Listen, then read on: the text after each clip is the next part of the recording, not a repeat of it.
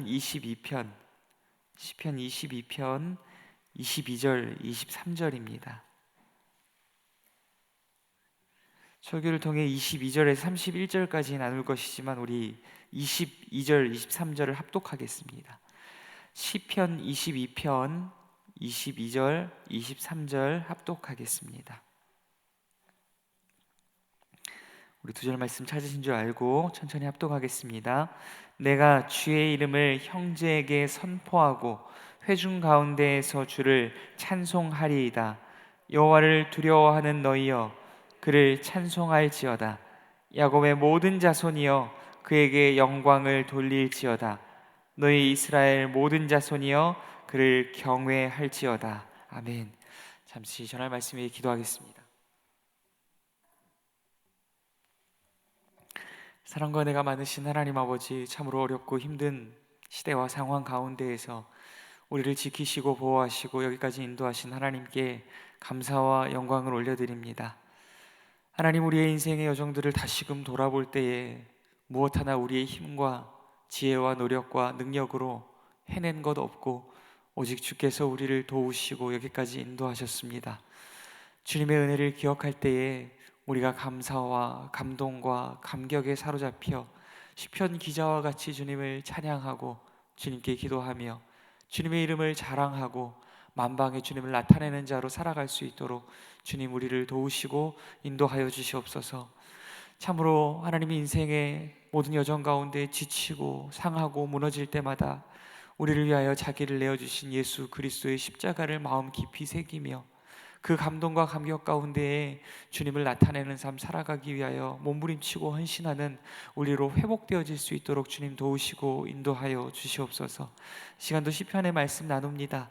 시편 기자의 마음이 우리의 마음이 되게 하시고 이 고백이 우리의 고백이 되게 하시고 입술의 고백이 아닌 삶의 고백, 생명의 고백이 될 수 있도록 주님 도우시고 인도하옵소서. 함께 하시기 소원합니다. 거룩하신 예수님 이름으로 기도드립니다. 아멘. 오늘 말씀 주제 주의 이름을 선포하고 찬양하리이다 라는 주제로 함께 말씀 나누도록 하겠습니다. 시편 기자 다윗은 어제 나눈 시편 22편의 전반부에서 끝을 알 수 없는 고난의 시간 가운데 나의 하나님이여 어찌하여 나를 버리셨나이까? 어찌 나를 멀리 하시나이까? 나를 버리지 마시고 나를 가까이 하옵소서라고 주께 간청하며 나아갔습니다. 오늘 우리가 함께 나눌 후반부에서는 다윗이 하나님께 간구한 후에 그의 감정과 태도가 어떻게 변화되어지는지를 함께 다루고 있습니다. 슬픔이 변하여 기쁨이 되었습니다. 불안과 염려가 변하여 확신과 자랑이 되었습니다. 그의 슬픔이 기쁨으로 변화된 요인은 무엇일까요? 말씀 가운데 보면은 22편 21절 하반절에서 이렇게 이야기하고 있습니다. 주께서 내게 응답하셨고 들소의 뿔에서 구원하셨나이다. 아멘. 하나님께서 나의 기도에 응답하시고 나를 구원하실 것에 대한 절대적인 확신이 있기 때문입니다. 물론 다윗은 시편 22편 21절을 전후로 하여서 기점으로 하여서 이미 하나님께 응답받았고 구원받았을 수도 있습니다. 그러나 다윗은 자신이 지은 여러 시편들 가운데 하나님의 응답하심과 구원하심을 확신함으로 아직 일어나지 않은 미래의 일을 이미 일어난 과거의 일처럼 이야기해 왔습니다. 또한 이것이 지금 본편 시편 22편의 흐름에 맞지 않을까 싶습니다. 지금 다시 한번 말씀을 정리해서 말씀드리자면 다윗이 이미 응답받은 자처럼 또한 이미 구원받은 자처럼 이야기하고 있는 것은 하나님께서 내가 기도한 것에 응답하셨기 때문이 아니라 응답하실 것을 믿음으로 말미암아 이미 과거의 일처럼 이야기하고 있는 것이다 라는 의미입니다. 이 다윗은 마치 이미 응답받은 자처럼 이미 구원받은 자처럼 잠잠할 수 없는 기쁨과 환희 가운데 감사의 찬송을 주님께 올려드리고 있습니다. 우리 본문 22절, 23절, 본문 22절, 23절 천천히 마음을 담아서 합독하도록 하겠습니다. 시작. 내가 주의 이름을 형제에게 선포하고 회중 가운데에서 주를 찬송하리이다. 여호와를 두려워하는 너희여 그를 찬송할지어다. 야곱의 모든 자손이여 그에게 영광을 돌릴지어다. 너희 이스라엘 모든 자손이여 그를 경외할지어다. 아멘. 다윗은 마치 이미 응답받은 자처럼, 마치 이미 구원받은 자처럼 하나님께서 자기의 신음과 부르짖음에 응답하시고 고난에서 자기를 건지신 것처럼 주의 이름을 형제에게 선포하고 회중 가운데서 주님을 자랑하고 찬송하며 모든 이스라엘을 찬송과 경배의 자리로 초청하고 있습니다. 중요한 것은 어쩌면 다윗은 여전히 고난과 고통의 자리 가운데 머물고 있을 수 있다는 것입니다. 그는 고난의 자리에서 주님의 이름을 선포하고 고통의 자리에서 주님을 자랑하며 찬송하고 있다는 것입니다. 분명 우리는 하나님께서 계신 것과 자기를 찾는 이들에게 상 주시는 이심을 믿음으로 말미암아 기도해야 할 것입니다. 또한 그렇다면 만약 기도자가 확신 가운데 기도했다면 그는 이와 같은 반응을 보여야 할 것입니다. 여전히 기도한 후에도 기도 전과 마찬가지로 근심과 슬픔과 불안과 두려움의 자리에 머무는 것이 아니라 기도한 이후에 비록 내 인생 가운데 여전히 고난과 고통이 있지만 그럼에도 불구하고 그 고난과 고통의 자리에서 기쁨과 감사로 주의 이름을 찬송하고 선포하며 자랑하고 주의 이름을 만방에 나타내는 삶을 살아가야 한다는 것입니다. 기도하는 성도의 슬픔이 기쁨으로, 또한 불안과 염려가 자랑과 찬송으로 변화되는 것, 그것이야말로 성도의 기도의 참된 응답인 줄 믿습니다. 아직 여전히 우리의 삶의 여정 가운데에는 고난이 있고 고통이 있으나 그 고난과 고통의 자리에서 주의 이름을 선포하고 주님을 찬양하고 주님의 이름을 자랑하고 나타내는 자로 살아낼 수 있는 것, 이것이야말로 성도의 삶 가운데 이루어지는 기적과 같은 하나님의 응답인 줄 믿습니다. 사랑하는 성도 여러분, 오늘 우리는 기도한 후에 어떠한 변화를 보이고 있습니까? 열심히 기도는 했지만 여전히 근심과 슬픔과 불안과 두려움의 자리에 머물고 있지는 않습니까? 간절히 바라고 소망하기는 하나님께서 계신 것과 또한 자기를 찾는 이들에게 상 주시는 이심을 반드시 확고히 믿음으로 말미암아 기도한 후에 믿음의 반응으로 슬픔이 기쁨으로, 또한 불안과 염려가 확신과 감사와 자랑으로 변화되는 오늘 저와 여러분이 될 수 있기를 간절히 소원합니다. 이제 다윗은 온 이스라엘을 찬양과 경배의 자리로 초청하고 있습니다. 그들이 마땅히 찬양과 경배를 주님께 드려야 할 이유를 이후의 말씀을 통하여서 언급하고 있습니다. 우리 본문 24절, 25절, 26절 24절에서 26절까지 천천히 합독하도록 하겠습니다. 24절에서 26절까지입니다. 그는 곤고한 자의 곤고를 멸시하거나 싫어하지 아니하시며 그의 얼굴을 그에게서 숨기지 아니하시고 그가 울부짖을 때에 들으셨도다. 큰 회중 가운데에서 나의 찬송은 주께로부터 온 것이니 주를 경외하는 자 앞에서 나의 서원을 갚으리이다. 겸손한 자는 먹고 배부를 것이며 여호와를 찾는 자는 그를 찬송할 것이라. 너희 마음은 영원히 살지어다. 아멘. 온 이스라엘이 하나님께 찬양과 경배를 드려야 할 이유는 무엇입니까? 하나님은 하나님을 찾고 의지하는 자들, 그러한 곤고한 자들에게 하나님을 나타내시고 곤고한 자들이 울부짖을 때 들어 응답하시는 분이기 때문인 줄 믿습니다.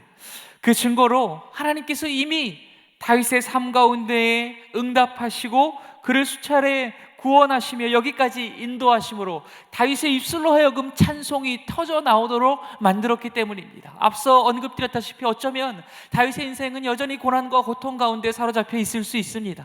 그러나 그럼에도 불구하고 고난과 고통의 자리에서 그의 입술을 열어서 주님을 찬송하고 주님의 이름을 자랑하며 주님을 나타내는 자로 살아가게 하는 것, 그것이 주님이 다윗의 인생 가운데 행하신 기적과 같은 은혜라는 것입니다. 그러므로 말미암아 자신이 체험한 이 은혜를 곤고한 자들에게 이야기하고 있는 것입니다.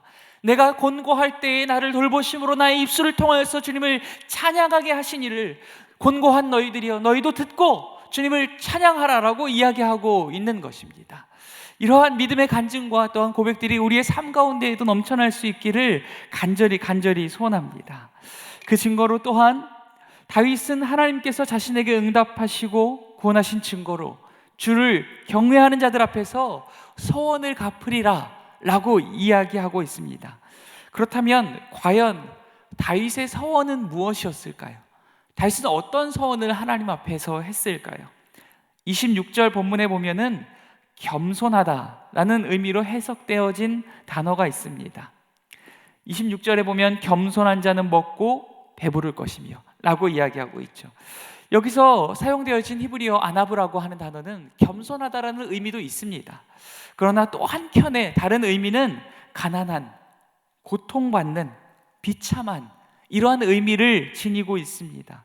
다윗이 하나님께 서원했던 바는 아마도 이것일 것입니다. 하나님께서 고통받고 비참한 나를 돌보시고 구원하시면 나도 가난하고 고통받고 비참한 자들을 먹이고 돌보며 돕겠다는 것입니다.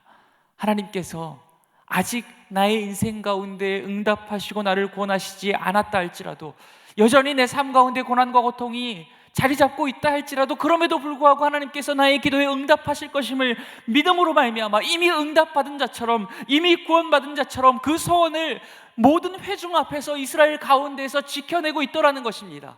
하나님께서 곤고한 나를 돌보실 것임을 믿음으로 말미암아 곤고하고 비참하고 굶주린 자들을 불러서 그들을 먹이는 일을 고난의 자리에서, 고통의 자리에서 실현하고 있다라는 것입니다.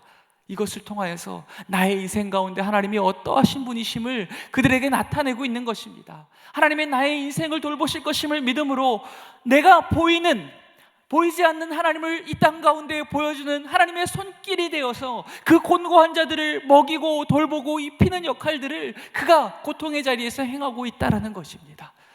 이것이 고난과 고통의 자리에서 살아내고 있는 오늘 우리 성도님들의 삶의 역할을, 또한 부르심의 이유를 우리에게 보여주는 것이 아닌가 싶습니다.